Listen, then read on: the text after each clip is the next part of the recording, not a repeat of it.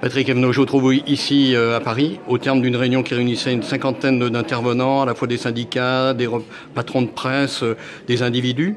L'idée d'un conseil de presse vient d'être lancée officiellement ? Oui, le rapport Hogg qui disait qu'il fallait que la profession s'empare de l'idée d'un conseil de presse ou d'un conseil de déontologie journalistique pour le porter.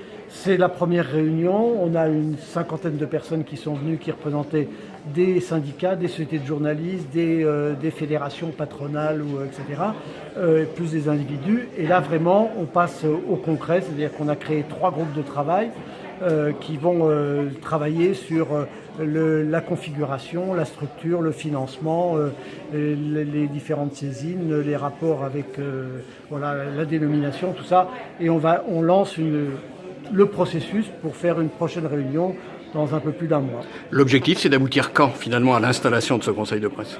C'est d'aboutir rapidement, mais pas trop rapidement. Il faut prendre son temps. C'est-à-dire, c'est d'ici la fin de l'année 2020 ? C'est d'ici la fin de l'année 2019, début 2020. Moi, je pense que il faut être raisonnable, le temps que ça se mette en place, mais c'est vraiment le début d'un processus. Alors pour vous qui êtes président depuis 6 ans de l'Observatoire de la déontologie de l'information et qui enseignez aussi autour de l'information et des médias, en quoi cela vous semble important qu'il y ait un conseil de presse qui existe déjà dans d'autres pays européens ? Bien sûr, il y en a dans 20 pays européens et c'est quelque chose qui permet de conforter à la fois la liberté des journalistes et le droit du public à critiquer et à se faire entendre dans les médias.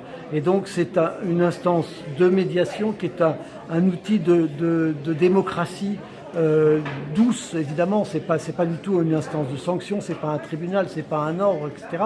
C'est quelque chose qui permet de restaurer le dialogue avec les publics, et ça c'est quelque chose de très important. Est-ce que ça peut permettre de répondre justement à l'impatience du public et son insatisfaction croissante ? C'est une façon de répondre à l'insatisfaction croissante du public, à son impatience, parce qu'il n'y a pas d'instance où on puisse se faire entendre pour exprimer ses doutes, ses colères ou ses préoccupations.